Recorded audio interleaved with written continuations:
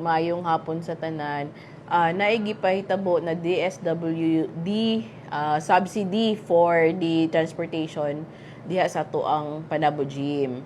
And then, ang nag-collect anak na mga datos is from DSWD. Ang nag-slash pod is from DSWD. Ang reason pod sa mga na-slash nila is na ay for isa ka ORCR or isa ka rehistro, tulo ka buok ang naka-registered na name. So, dili man pwede na ang isa ka pedicab tulo ang manag-iya. So, isa lang jud ang tagaan.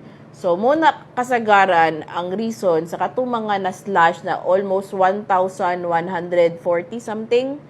Ang uban ana is nalang yung error sa names.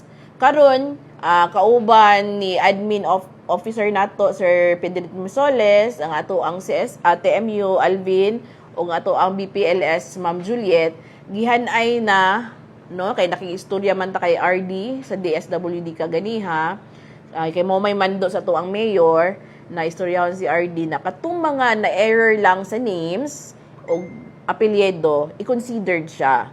O katong wala na submit kay tungod na iwit or na mislook, nagadawat ang office sa ato ang licensing karon sa mga names sa ato karon ongoing kay para mas sumite nato sa DSWD mga karong Friday last kay para matagaan o higayon na matagaan pud sila sa ilahang subsidy.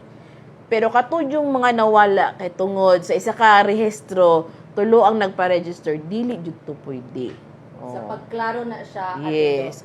Kay naamanggoy mga pipila ka pedicab na operators, kasagaran 11 pedicabs, pero 1 lang kabuok ang kanang naka-registered na name. So isa ra jud siya. Dili na jud pwede na individual pa na lahi kay isa ra may naka-registered na name. Diri asa to sa LGU kagahapon gi-privilege speech man sa to ang first councilor Boss JM Relampagos kay mo may mando sa tong amahan sa syudad Mayor Joe Relampagos na maghatag pud ta og fuel subsidy o rice subsidy sa mga pedicabbers. Tanan naiprangkisa o wala tagaan.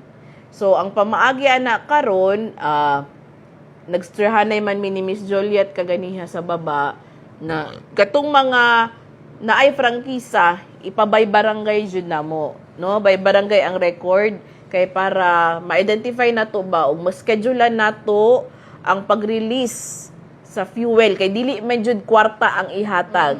Fuel jud. So, tubilan sila.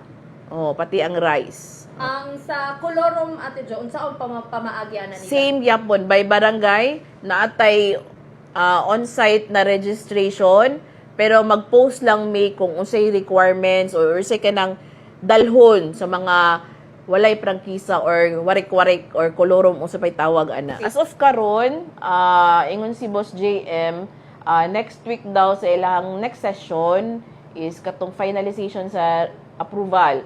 Pero sa level sa to ang CDRRMO, ongoing karon ang pagproseso kung unsay mga kinahanglan na papeles na para mapagawas na to ang pundo. So, ang initial na naaprubahan sa CDRRMO is 10 million subsidy for fuel and 10 million subsidy for rice.